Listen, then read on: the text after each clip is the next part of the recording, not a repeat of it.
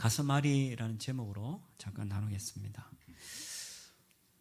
정재찬 교수가 시를 잊은 그대에게라는 책에서 공대생들에게 이제 가슴을 울리는 시 강의로 유명한 우리 교수님이죠.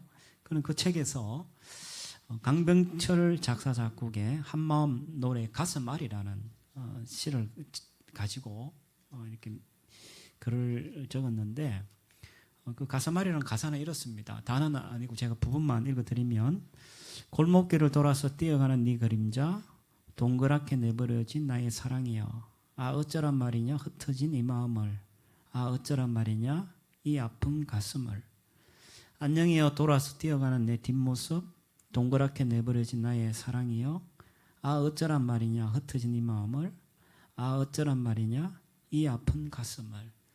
여기서 동그랗게라는 말은 외따라이 오뚝하게 내버려졌다, 그런 의미로 굉장히 외로움을 보여주고 있죠.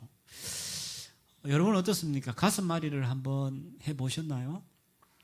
뭐 각자 여러분 과거가 다 있을 텐데, 나이에 무관하고 상관없이 이 가슴앓이 한다는, 누구와 만나고 헤어진다는 것은 정녕 가슴앓이하게 하는 거죠.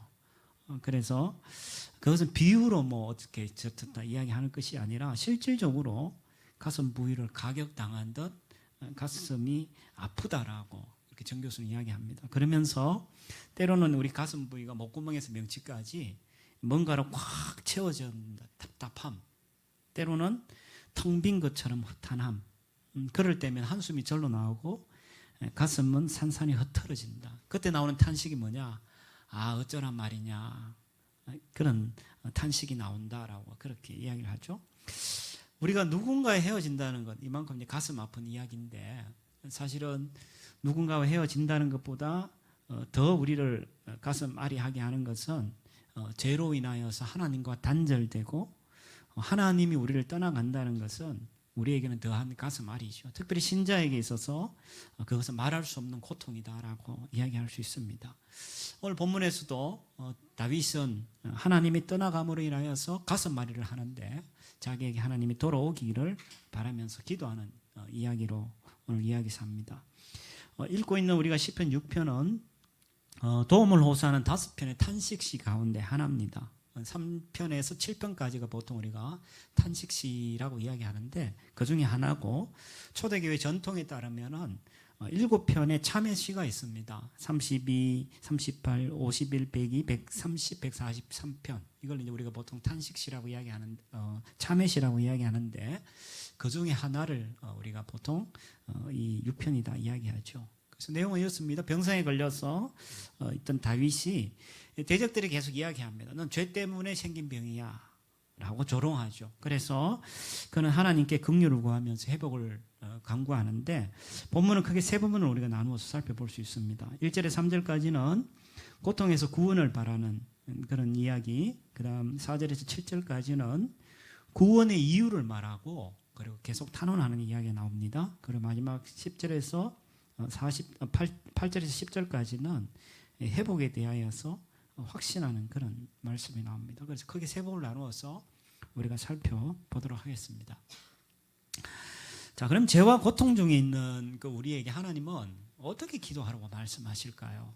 첫 번째, 죄에 대해서 하나님의 은혜를 구해라 라고 말합니다. 죄에 대해서 하나님의 은혜를 구해라. 1절에 이제 이렇게 시작하죠. 여호와여 주의 분노로 나를 책망하지 마시고 주의 진노로 나를 징계하지 마십시오. 다윗은 하나님 앞에 분노로 책망과 진노로 징계하는 것을 거두어달라고 하나님 앞에 기도하죠. 공동 번역에는 이렇게 번역합니다. 여호와여 노여우시더라도 나의 죄를 묻지 말아 주십시오 라고 그렇게 번역합니다.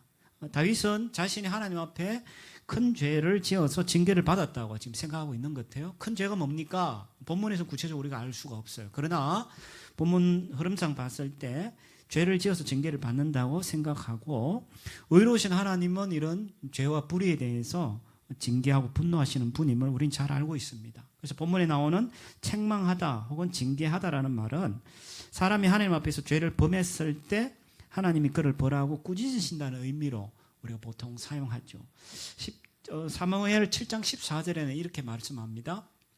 나는 그에게 아버지가 되고 그는 내게 아들이 되리니 그가 만일 죄를 범하면 내가 사람의 매와 인생의 채찍으로 징계할 거다. 그러니까 결국은 우리가 이런 문맥에 봤을 때 죄가 뭔지는 모르지만 다윗이 하나님 앞에 죄를 지었기 때문에 아마 꾸지람을 당하고 징계를 받는다라고 생각을 했던 것 같아요.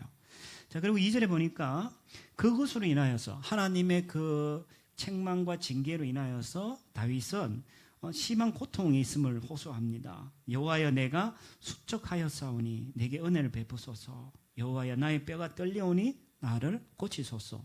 이 수척이라는 말은 육체적으로 심리적으로 약하다는 그런 의미를 드러내고 뼈라는 것은 일반적으로 육체적 힘과 건강을 상징하죠. 자, 그런 측면에서 본다면 수척한다, 뼈가 떨린다라는 이 표현은 다윗이 그 고통으로 인하여서 자신의 삶이 파괴되어져 있다라는 것을 강하게 우리에게 보여주고 있죠. 시편에는 보면 이런 이야기가 참 많습니다. 그리고 3절에 보면은 한 걸음 더 나가서 나의 영혼도 매우 떨리나이다. 여호와여 어느 때까지니까? 라고 이야기하면서 다윗은 그의 고통이 오랫동안 있었고 영원히 지속될 것이라는 우려가 있다는 것을 우리에게 보여주죠. 자, 다윗은 이렇습니다. 하나님 앞에 진노하신 결과가 자신의 죄로 인해서 하나님이 진노하시고 진노하신 결과가 자신의 육체의 질병을 얻었다라고 생각하는데 육체의 질병으로 끝나는 것이 아니라 다윗을 진짜 힘들게 하는 것은 그의 마음을 힘들게 하고 특별히 3절에 보니까 나의 영혼도 매우 떨립니다 라고 이야기하면서 육체적 질병이 거기에 머무는 것이 아니라 심리적이고 영적인 결과까지 나았다는 것을 우리에게 보여주고 있다는 거죠. 4절을 봤을 때 여호와여 돌아오십시오 라는 걸 봤을 때 다윗이 정말 힘든 것은 뭐냐 하면은 육체적이고 심리적인 것도 있지만은 하나님이 자기를 떠난 가신다는 것, 하나님이 자신을 버리셨다는 것, 하나님이 자신을 외면하셨다는 그 생각이 다윗으로 하여금 훨씬 더 가슴 아프게 만드는 일이었다라는 거죠. 그래서 다윗은 절규합니다. 하나님 언제까지니까? 어느 때까지니까? 라고 이야기하면서 다윗은 절규하고 있는 것을 우리에게 보여줍니다. 여러분 혹시 살면서 그런 경험 못하고 계셨나요? 혹시 우리가 질병을 얻었을 때 내가 뭘 잘못했지? 내가 사업이 좀 어려워지면 내가 하나님 앞에 뭘 잘못했지? 라고 하면서 자기 스스로를 돌아본 적이 없었나요? 우리는 때로는 그런 경우들이 참 많습니다. 그러면서 그것이 우리의 마음을 누르고 우리의 영혼까지 짓누르는 것을 경험하게 될 때 얼마나 우리에게 많은 고통이 있는지를 우리는 너무나 잘 알고 있습니다. 오늘 다윗은 바로 그런 상황 속에서 하나님 앞에 주님 어느 때까지입니까? 주님 어느 때까지입니까? 라고 절규하고 있음을 우리에게 보여주고 있죠. 자, 그렇다면 이때 우리에게 필요한 게 뭘까? 그때 우리는 하나님의 은혜를 구하는 것이 필요하죠. 달라스 윌러드라는 분이 하나님의 모략이라는 책에서 그는 자신의 어린 시절의 일화를 소개합니다. 그분이 살았던 지역은 아주 낙후된 동네였어. 미국의 한 낙후된 동네였는데 자기가 고3 때 그곳에 전기가 들어왔다 그래요. 전기가 들어와서 전기가 들어오면 생활 방식이 확 바뀌어지잖아요. 그죠? 근데 제일 대표적인 게 뭐냐면 이제 전기가 들어오면 일단 밝게 살 수 있잖아. 그리고 또 전기가 들어오면은 냉장고나 이런 것들을 이용할 수 있기 때문에 음식들을 신선하게 먹을 수 있고 또 전기가 있으면 뭐 난로 같은 걸 키울 수 있기 때문에 따뜻하게 지낼 수 있고 여러 가지 삶의 이제 변화가 일어나게 되죠. 그런데 이상하게도 그 전기가 처음에 들어왔을 때 그 전기를 받아들이지 않은 사람이 있었다 그래요. 그래서 그 저자는 이렇게 표현합니다. 그들은 전기의 나라에 들어가지 않았다라고 이야기하면서 그들은 변화의 삶을 굉장히 싫어하고 변화가 주는 그 유익을 깨닫지 못하고 거부했다라고 이야기합니다. 그러면서 저자가 이런 이야기해요. 그들에게 던져준 메시지가 있는데 바로 메시지는 이거다. 회개하라. 전기가 가까이 왔다. 라고 이야기하면서 그런 메시지를 던졌다라고 그는 그 책에서 소개를 합니다. 제가 이 이야기를 왜 하냐면요. 우리가 우리 죄로 인하여서 우리가 계속 있을 때 마치 전기가 들어왔음에도 불구하고 전기를 받아들이게 되지 않게 되면 계속 불편하고 뭔가가 부족한 상태로 살아가잖아요.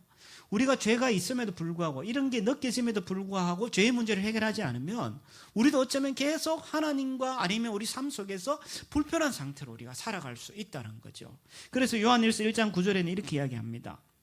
우리가 우리 죄를 자백하면 하나님은 신실하시고 의로우신 분이셔서 우리 죄를 용서하시고 모든 불의에서 우리를 깨끗하게 해주실 것이다. 마치 전기가 들어왔을 때 우리의 삶이 확 바뀌어진 것처럼 우리가 하나님 앞에 죄를 자백하고 우리의 죄를 하나님 앞에 은혜를 의지해서 아뢰게 될 때 우리는 하나님으로부터 깨끗함을 받고 우리는 용서함을 경험하게 되고 그 용서의 기쁨을 우리는 경험하게 되는데 우리 계속해서 그 자리에 나가지 않는다는 거야. 왜요? 그냥 내가 여기가 좋사오니 라고 이야기하면서 자신의 자리를 지키는 것을 우리에게 종종 보게 된다는 거예요. 물론 우리에게 닥치는 어떤 어려움, 질병의 문제, 사업의 문제 이런 것들이 죄와 관련된 것일 수도 있고 아닐 수도 있지만 그러나 중요한 것은 늘 자신에게 자신 하나님 앞에 자신을 살펴보면서 우리가 하나님 앞에 늘 돌이키고 회개해야 될 것이 뭔지에 대하여서 살피고 하는 것은 우리에게 중요한 일이라는 거죠. 그래서 다윗은 지금 이 시간을 통해서 1절에서 3절까지 계속해서 자신을 돌아보면서 이 죄의 문제에 대해서 내비두는 것이 아니라 죄의 문제에 대해서 하나님의 은혜를 그가 구하고 있음을 우리에게 보여주고 있습니다. 그 다음 두 번째로 죄와 고통 중에 있는 우리에게 하나님 어떻게 기도하라고 말씀하시냐. 첫 번째는 죄에 대해서 하나님의 은혜를 구하고 두 번째는 약속에 근거해서 우리의 문제를 정직하게 아뢰라라고 이야기합니다. 우리의 문제를 정직하게 아뢰라. 자, 4절 5절 한번 봅시다. 여호와여 돌아오십시오. 나의 영혼을 건지시고 주의 사랑으로 나를 구원하십시오. 사망 중에서는 주를 기억하는 일이 없는데 서울에서 주께 감사할 자가 누구리까? 다윗은 구원을 바라는 간절한 기도에서 하나님이 돌아와서 응답하셔야 되는 두 가지 이유를 설명을 합니다. 첫째는 뭐냐면 4절에 보니까 여호와여 돌아와서 나의 영혼을 건지시는데 그 이유가 뭐냐? 주의 사랑으로 나를 구원하십시오. 첫 번째 이유는 뭐냐면 하나님의 사랑, 이걸 다른 번역에 보면 인자하심, 히브리어에 보면 헤세드라고 이야기하는데 하나님의 이 사랑에 근거해 가지고 하나님은 반드시 다윗을 자신을 구원하셔야 된다라고 그렇게 말씀하고 있죠.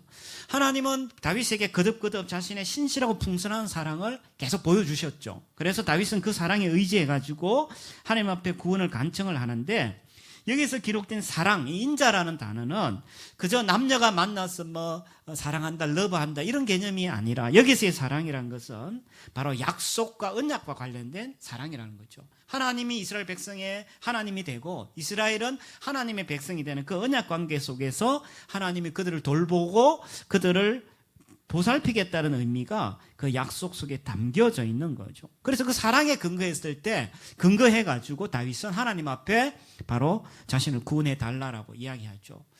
저도 이제 아이들을 이제 셋을 키웁니다만은 아이들의 요청에 대해서 부모가 거절할 수 없는 이유가 있어요. 그게 뭐냐면 대표적인 것이 이런 겁니다.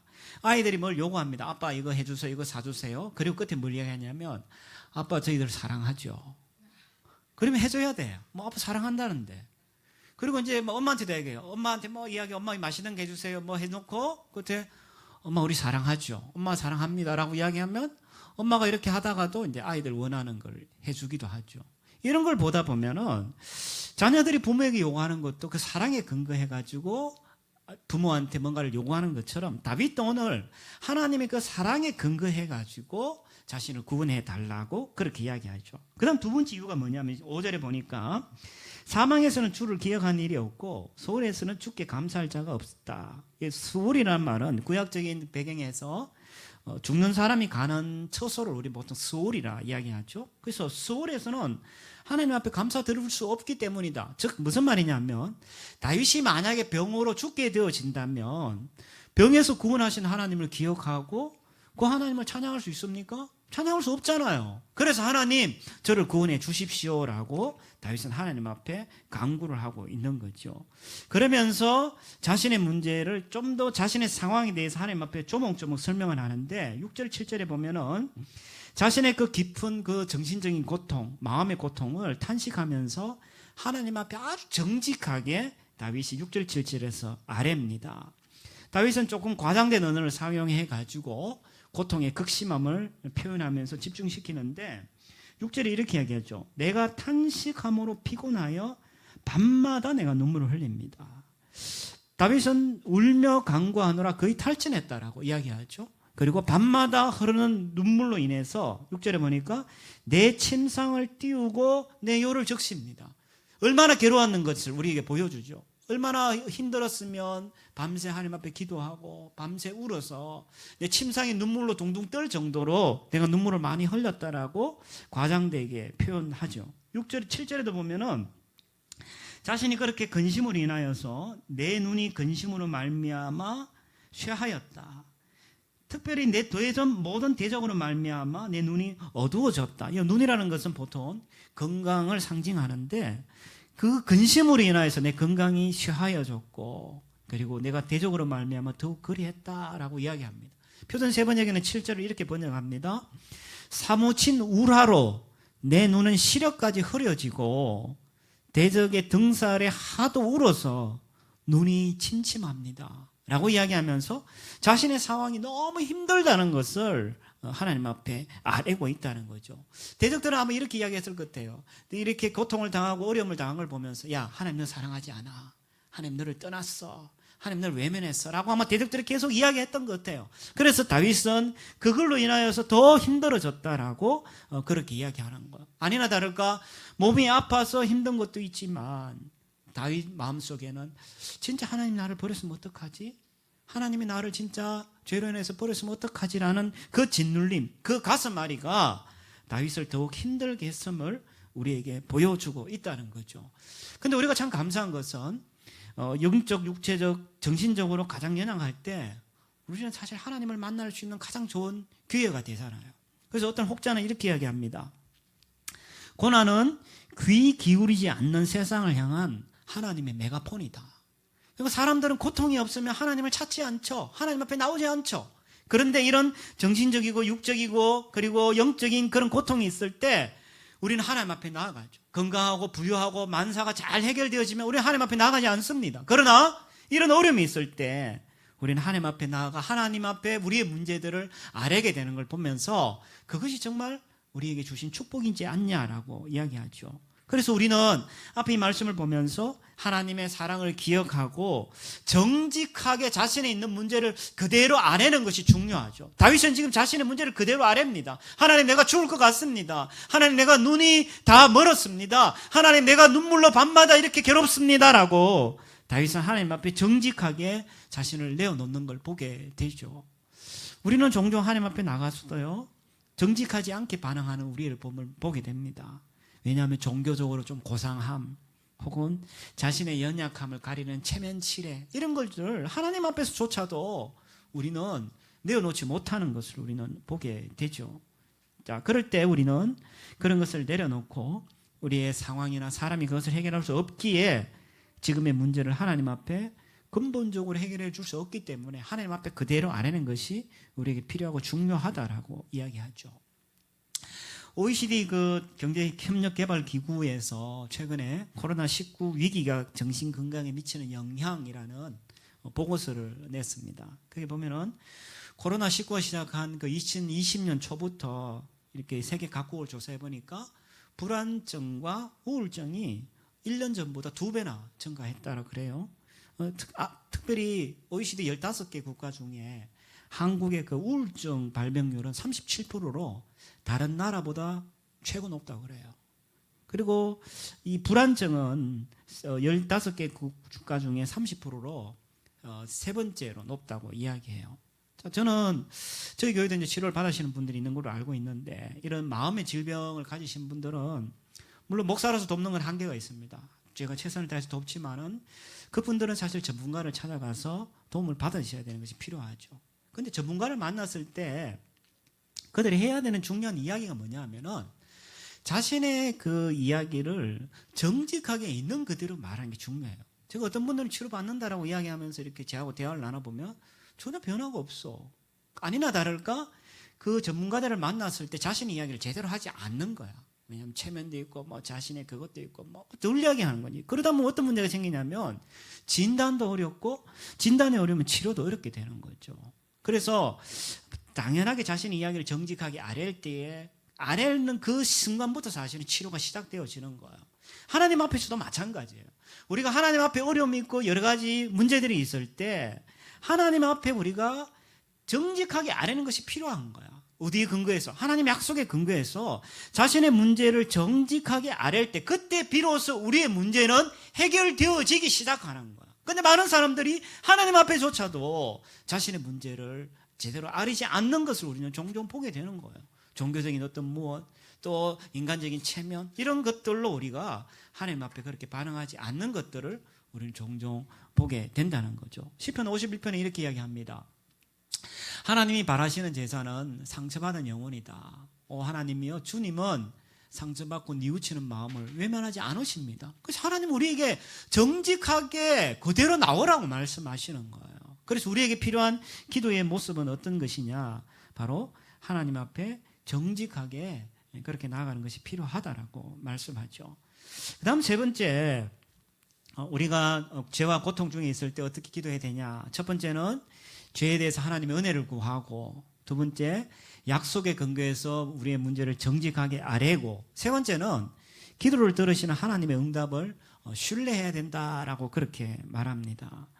8절부터 10절까지 보면요, 분위기가 완전 반전되는 걸 봅니다. 보면은 이렇게 시작하죠. 악을 행하는 너희는 다 나를 떠나라. 다윗은 강력하게 명령을 합니다. 그러면 이 명령을 하는 이유가 뭘까? 8절 9절에 보니까 세 번에 걸쳐서 반복하죠. 왜냐하면 여호와께서 내 울음소리를 들으셨기 때문이야. 9절, 내 간구를 들으셨기 때문이야. 또 내 기도를 받으셨기 때문이야 라고 다윗은 이야기를 합니다. 그래서 원수들에게 강력하게 떠나라라고 선언하는 이유는 하나님이 자신의 울음소리와 간구와 자신의 기도를 하나님이 다 듣고 받으셨기 때문에, 그렇기 때문에 그들에게 강력하게 선언을 하는 거죠. 어쩌면 다윗은 이제 끝이 없는 침체의 동굴, 끝이 없는 동굴에 갇혀 있다가 있는 것이 아니라 오히려 침체의 터널을 지금 빠져나가고 있는 거예요. 터널과 동굴의 차이가 뭔가 알죠? 동굴은 끝이 없지만 터널은 끝이 있죠. 그리고 밝은 빛으로 나아갈 수 있죠. 그것처럼 다윗은 침체의 동굴이 아니라 침체의 터널을 지금 빠져나가고 있는 것을 우리에게 보여주고 있죠. 그러면서 그 하는 얘기가 하나님이 외면한 듯, 자신에게 얼굴을 돌린 듯, 자신을 사랑하지 않는 듯 멀리 계신 것 같은 그런 하나님이 아니야. 실제로 하나님은 나의 기도를 들으시고 내 영혼의 떨림까지 볼 수 있는 그런 가까이 하나님이 계신다라고 그런 확신하고 있음을 우리에게 보여주고 있다는 거죠. 그리고 마지막 10절에 다윗은 끝까지 이런 이야기합니다. 모든 원수들이 부끄러움을 당하고, 그리고 그들이 떨고, 그리고 갑자기 부끄러워서 물러갈 거다라고 말합니다. 왜 그렇습니까? 하나님이 듣지 않는다. 하나님이 너를 외면했어. 하나님 너를 버렸어라고 대적들이 계속 옆에서 이야기를 했잖아요. 그런데 상황이 역정된 거야. 하나님이 사실은 그의 기도를 들으시고 그와 함께 계시고 그를 보살피고 계시다는 것을 확신했기 때문에 대적들은 오히려 부끄러움을 당하고 떨고 물러가게 될 것이다라고 그렇게 선언하고 있는 거죠. 그래서 하나님이 기도를 듣지 않으신다는 것이 아니라 하나님이 돌아오셔서 모든 상황이 역정되어짐을 우리에게 보여주고 있고, 그리고 떨리던 뼈에 힘이 붙고 다윗의 피폐한 영혼이 강건해지면서 이 대적들이 떨고 물러갈 것이다라고 그렇게 말하고 있습니다. 창세기 21장에 가보면요, 그 하갈과 이스마엘의 이야기가 나옵니다. 지금 제가 이제 여러분 보여드린 본문의 17에서 18절까지만 이야기하는데 우리가 잘 아는 얘기입니다. 아브라함이 이제 자녀를 낳지 못하다가 사라 사이에서 이삭을 낳게 이제 자식을 놓게 되죠. 근데 이제 그 하갈과 이스마엘이 이삭을 괴롭히면서 생겨난 일이죠. 아브라함이 하갈과 그 이스마엘을 이제 내쫓게 됩니다. 그래서 그 두 모자가 브엘세바 광야에서 이제 방황을 하게 되죠. 방황을 하다가 가족 부대에 물이 다 떨어지고 하갈은 아이를 저 덤불 아래 두고 마주 보면서 주저앉아 있습니다. 그러면서 그녀는 이렇게 이야기합니다. 아, 내가 이 아이가 죽는 것을 내가 차마 지켜볼 수가 없네. 그러면서 아이를 마주보고 큰 소리로 웁니다. 그때 이제 하나님이 나타나셔서 하시는 말씀이에요. 하나님이 이렇게 이야기합니다. 하나님은 그 아이가 우는 소리를 들으셨다. 하나님의 천사가 하늘에서 하갈을 불러 말했다. 하갈아, 네게 무슨 일 있냐? 하나님이 저기 있는 아이의 소리를 들으셨다. 두려워하지 말라. 이제 일어나 가서 저 아이를 일으켜서 그 손을 잡아라. 내가 그로 큰 나라를 이루게 하겠다라고 말씀하시는 거예요. 하나님이 저기서 뭐라고 이야기하냐면 소리를 들으셨다는 이야기를 지금 연거푸 이야기를 하는 거예요. 우는 소리를 들으셨어. 아이의 소리를 들으셨어. 라고 하나님께서 말씀하시면서 두려워하지 말라라고 그렇게 말씀하시죠. 그리고 이어서 19, 20절에 뭐라고 되어 있냐면 하나님이 하갈의 눈을 밝히셨다라고 되어 있고 밝히셔서 샘 하나를 발견하게 하는데 그때 거기서 물을 채워가지고 아이에게 마시게 하고 20절에 보면 하나님께서 그 아이와 함께 하셨다라고 이야기하는 거죠. 자, 우리는요 기도를 하면서도 응답을 잘 기대하지 않는 걸 보게 돼요. 여러분 혹시 이런 걸 경험하나요?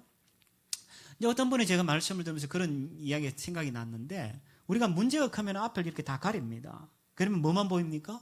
이거밖에 보이지 않아요. 아무것도 보이지 않아.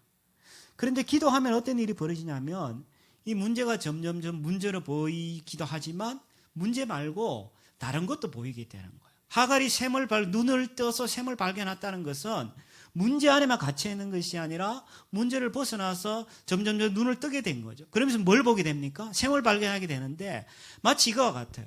우리가 문제 속에 파묻혀 있다가 기도하는 가운데 우리는 눈을 뜨게 되고 그때 비로소 문제뿐만 아니라 문제 넘어 계시는 하나님을 발견하게 되면서 우리는 확신을 갖게 되어진다는 거예요. 그래서 우리가 고통과 죄의 문제로 사로잡혀 있을 때 그냥 주저앉아 있는 것이 아니라 우리 계속 우리가 해야 되는 일이 뭐냐 하면 기도를 들으시는 기도에 응답하시는 그 하나님을 신뢰하면서 우리가 기도의 자리에 나아갈 때 오늘 하갈이 하나님 앞에서 눈을 떠서 샘을 발견하여 그의 삶이 다시 재조정되었던 것처럼 우리 또한 우리에게도 그러한 일이 일어날 수 있다라고 성경은 우리에게 말씀하고 있습니다.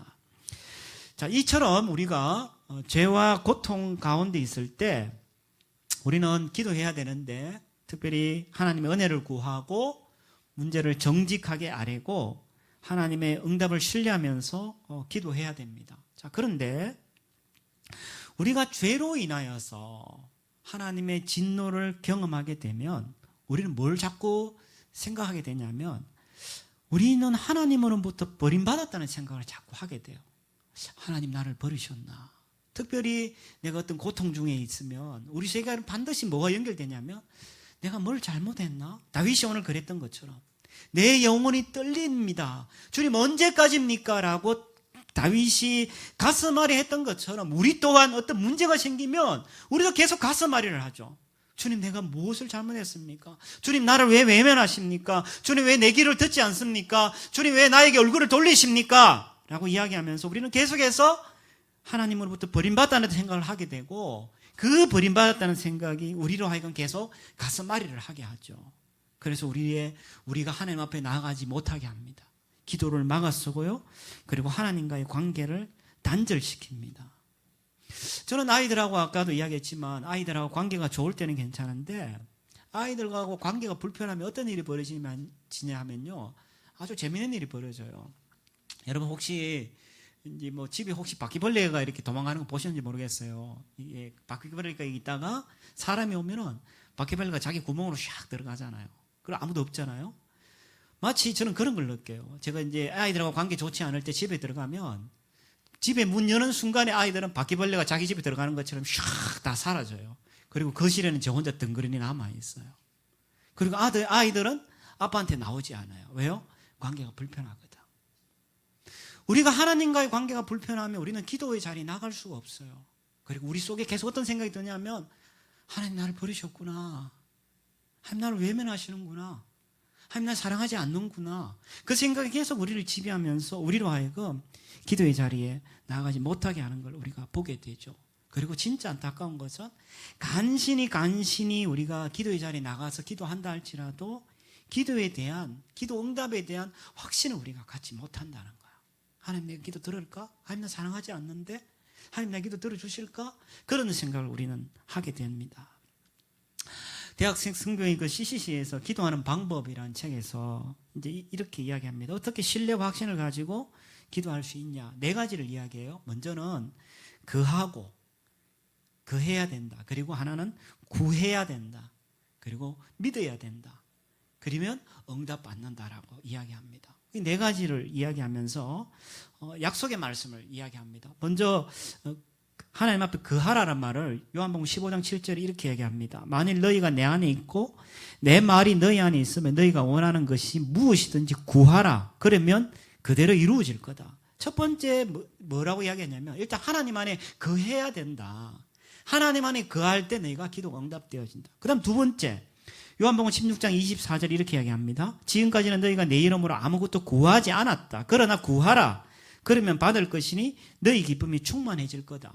두 번째는 뭐냐면 하나님 안에 거한다면 자신의 필요와 자신의 것들을 하나님 앞에 구하라라고 이야기하는 거예요. 그리고 세 번째, 마태복음 21장 22절, 너희가 기도할 때 무엇이든지 믿고 구하는 것은 다 받을 것이다.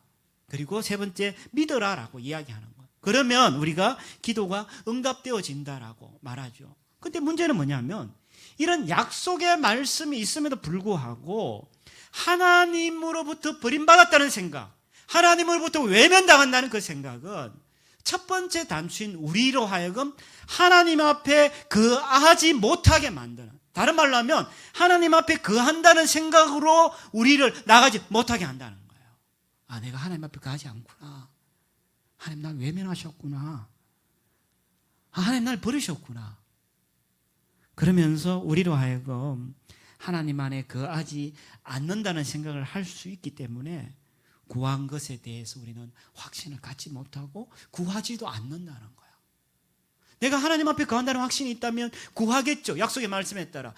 구한다면 내가 그걸 믿음으로 취하겠죠. 그러나 첫 단추가 끼워지지 않기 때문에 우리는 하나님 앞에 구하지도 못하고 나아가지도 못하고 억지로 구한다 할지라도 거기에 대한 확신을 우리가 갖지 못하는 것을 보게 된다는 거죠. 이런 사람의 상태를 야고보서에서는 이렇게 이야기합니다. 1장 6절입니다. 오직 믿음으로 구하고 조금 더 의심하지 마십시오. 의심하는 사람은 바람에 밀려 요동하는 바다 물결 같습니다. 그런 사람은 주께 무엇을 받을 것이라고 기대하지 마십시오. 그는 두 마음을 품은 사람이고 모든 행동에 안정이 없습니다. 불안한 거지. 그러니까 그런 약속의 말씀이 있음에도 불구하고 하나님으로부터 버림받았다는 생각은 우리로 하여금 기도의 자리에 나가지 못하게 하고 설사 나아간다 할지라도 확신을 갖지 못하고, 오늘 야고보의 말씀을 의하면은 두 마음을 품은 사람, 그리고 그 사람은 바람에 밀려 요동치는 바다 물결 같은 사람, 행동에 안정이 없는 사람, 불안정한 사람이라고 성경 우리에게 규정하고 있는 거예요. 그래서 우리로 하여금 계속해서 그 자리에서 가슴 앓이 이야기하고, 아까 정재창 교수가 이야기했던 것처럼 그 강병철 씨의 그 가사를 갖고 와서 이야기한다면, 아, 어쩌란 말이냐 이 아픈 마음을, 아, 어쩌란 말이냐 이 아픈 가슴을 어쩌면 절규하고 가슴 앓이 하는 것이 우리의 인생이라고 이야기할 수 있는 거죠. 그런데 그때 우리가 복음을 기억하셔야 돼요. 예수님이 바로 이 문제 때문에 가슴 앓이 하셨어요. 예수님은요, 십자가에서 하나님으로부터 실질적으로 버림을 받으셨어요. 그 자리에서 예수님은 오늘 다윗이 고백한 내가 수척하였습니다. 2절에 내 뼈가 떨립니다. 3절에 내 영혼이 매우 떨립니다. 그리고 6절에 내가 탄식함으로 밤마다 눈물을 흘립니다. 근심으로 내가 대적으로부터 내 눈이 시하여졌습니다 라고 했던 그 고통을 예수님은 십자가에서 그대로 경험하셨다라고 말씀하죠. 예수님의 그 고통을 이야기하고 있는 시편 22편에는 이렇게 이야기합니다. 나를 멀리하지 마십시오. 고난이 가까이 있고 도울 사람이 하나도 없습니다. 나는 물처럼 쏟아졌고 내 뼈들은 다 어그러졌습니다. 내 마음은 초가 녹아내리듯이 창자 아래로 녹아내렸습니다. 내 힘이 질그릇 조각처럼 말라버렸고 내 혀는 입천장에 붙어버렸습니다. 주께서 나를 죽음의 흙바닥에 두신 것입니다. 라고 시편 통해서 예수 그리스도의 십자가상의 고통을 설명하고 있어요. 예수님은 마태복음 27장 46절에 이렇게 이야기하죠. 제 9시점에 예수님이 크게 소리질러 이릅니다. 엘리 엘리 라마 사박다니, 엘리 엘리 라마 사박다니, 하나님이 하나님이여 어찌하여 나를 버리셨습니까? 하나님 어찌하여 나를 버리셨습니까? 예수님은 십자가상에서 정말로 하나님으로부터 외면당하시고 버림을 받으시죠. 우리는 이렇게 질문합니다. 아니 어떻게 아비가 아들을 버릴 수가 있냐? 아니 어떻게 아비가 아들을 버릴 수가 있을까? 그것도 십자가에서 저렇게 잔인하고 모질게 어떻게 아들을 버릴 수 있을까? 근데 하나님은 정말로 예수 그리스도를 십자가에서 버리셨죠. 십자가에서 외면하셨고 십자가에서 고통을 당하도록 주님은 그를 버려두셨다라고 이야기합니다. 왜 그러셨나요? 왜 예수님은 버림받으시고 외면당하셨나요? 바로 저와 여러분의 죄 때문이에요. 그리고 우리를 하나님 앞으로 인도하시기 위하여서 예수님은 십자가에서 외면당하시고 가슴앓이 하도록 주님 버려두신 거죠. 죄라는 것은 하나님과의 관계를 단절시킵니다. 그리고 하나님의 진노와 저주를 우리로 하여금 받게 하는데 인간이 겪을 수 있는 가장 큰 고통은 뭘까? 오늘 다윗이 이야기한 것처럼 질병, 육체적인 질병, 마음의 조금 부담. 아니 정말 힘든 것은 뭐냐 하면 우리 영혼의 떨림인 거예요. 우리의 영혼의 떨림이 하나님으로부터 단절되고 외면당하고 하나님으로부터 그렇게 버려짐을 당했을 때 그때가 인간이 가장 괴롭고 두렵고 절망적인 건데 그 상황을 예수님은 그대로 다 뒤집어 쓰신 거죠. 시편에 이야기했던 것처럼 내 마음이 초가 내리듯이 창자 아래로 녹아내렸고 내 뼈들이 다 어그러졌고 내가 질그릇 조각처럼 말라버렸고 내가 입천장에 붙어서 내가 흙바닥에 내 동댕이 쳐졌죠. 왜요? 바로 저와 여러분들을 위하여서 주님 다 뒤집어 쓰셨다라고 이야기합니다. 심지어는 자기 아버지 되신 그 하나님을 향하여서 하나님 어찌하여 나를 버렸습니까? 하나님 어찌하여 나를 버리셨습니까? 라고 절규하며 가슴앓이 하던 그 예수님께서 다 뒤집어 쓰신 거죠. 그래서 하나님은 십자가에 달리신 예수님에게서 얼굴을 돌리십니다. 대신에 하나님은 우리에게로 얼굴을 돌리셨어요. 우리는 예수를 믿으면서 때때로 이런 지옥과 같은 절망을 경험할 때가 참 많습니다. 기도의 자리에 나갔을 때 먹먹함이 있을 수 있죠. 답답함이 있을 수 있어요. 오늘 다윗처럼 영혼이 떨리는 그런 것을 경험할 수도 있어요. 그때 우리는 하나님의 한결같은 사랑, 그 언약적 사랑, 우리가 완전해서 잘나서가 아니라 예수 그리스도에게 보여진 그 사랑을 의지하여서 하나님 앞에 나아가야 됩니다. 그리고 하나님이 우리를 돌보시고 하나님이 요동치는 우리의 영혼의 기도를 하나님이 들으신다는 것을 우리는 믿으셔야 돼요. 뿐만 아니라 하나님이 여전히 사랑하시는지 믿어지지 않는 그 순간에도 하나님이 나를 사랑하신다는 그 사실, 그것을 우리는 받아들여야 됩니다. 그 증거가 뭡니까? 하나님 나를 사랑한다는 증거가 뭐죠? 그 첫 번째가 우리가 조금 전에 봤던 예수 그리스도의 십자가죠. 그래서 요한일서 4장 10절은 이런 이야기합니다. 사랑은 여기 있으니 우리가 하나님을 사랑한 것이 아니요 하나님이 우리를 사랑하사 우리 죄를 속하기 위하여 화목제물로 그 아들을 보내셨습니다. 예수님은 우리를 대신하여 하나님마저 버리는 절망을 당하셨죠. 그리고 우리에게는 다시는 그런 저주가 임하지 않게 하셨습니다.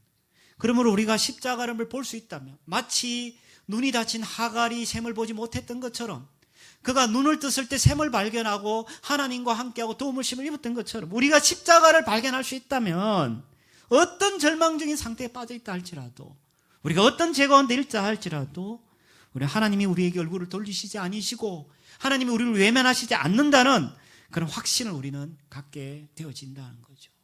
그리고 두 번째 또 하나의 증거는 우리 안에 오신 성령님이십니다. 요한복음 14장 16절 이하 이렇게 이야기합니다. 내가 아버지께 구하겠으니 그가 또 다른 보혜사를 너희에게 주사 영원토록 너희와 함께 있게 하리니 그는 진리의 영이라 세상은 능히 그를 받지 못하니 이는 그를 보지도 못하고 알지도 못함이라. 그러나 너희는 그를 아나니 그는 너희와 함께 거하시며 또 너희 속에 계시겠습니다. 성경은 우리에게 오신 거죠. 그저 오신 것이 아니라 오늘 저 요한복음 14장 말씀에 보면은 영원토록 너희와 함께 있을 거다. 그리고 함께 있되 너희 속에 내가 계속해서 거하겠다라고 주님 이야기합니다. 이 말은 어떤 말입니까? 내가 너를 포기하지 않겠어. 내가 너를 외면하지 않겠어. 내가 너를 버리지 않겠어라는 주님의 약속인 거죠.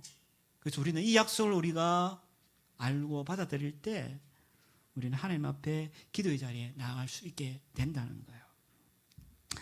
다윗은 억지로 하나님 앞에 간신히 드린 기도를 드렸죠. 그리고 눈물을 흘리며 기도 드렸는데 그 기도는 헛되지 않았습니다. 우리가 8절에서 9절에 봤던 것처럼 하나님은 응답하시는 그 하나님을 그가 경험했고, 상황이 바뀌는지 안 바뀌는지는 모르겠지만은 하나님께서 그 기도를 들으셨다는 것을 그는 실감한 거죠.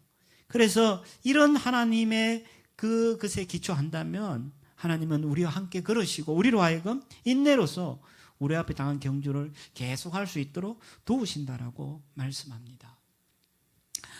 우리가 잘 아는 그 이지선 씨라고 잘 압니다. 지선아 사랑해라는 그 책을 쓰고 어려움을 당한 분인데, 지금 이제 사진에 잘 보이시는지 모르겠지만은 이분이 2000년도 7월에 음주 운전자가 교통사고를 내면서 거기서 그가 7종 추도를 경험하게 되죠.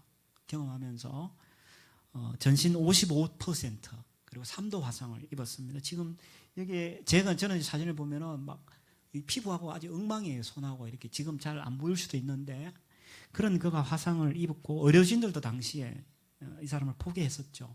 그래서 7개월 동안 입원하고 30번 이상의 수술과 재활 치료를 받았습니다. 최근에 제가 고장을 보니까 한동대 사회복지과 교수로 지금 재직하고 계시더라고요. 근데 이 지선 우리 자매가 어쩌면 어떻게 오늘과 같은 감동적인 삶을 살 수 있었을까? 저는 그런 이 영상을 보고 힐링 캠프에도 보니까 나왔더라고요. 제가 이렇게 자료를 쭉 찾아보니까 보면서 이제 막 저도 눈물을 흘렸는데, 어떻게 그런 삶을 살 수 있었을까? 이제 그 지선아 사랑이라는 그 책에 보면 그는 이런 이야기 합니다. 그리고 인터뷰 같은 이야기를 들어보면 이런 이야기를 하는데, 사는 것은, 살아남는 것은 죽는 것보다 1000배, 10,000배 힘들었다.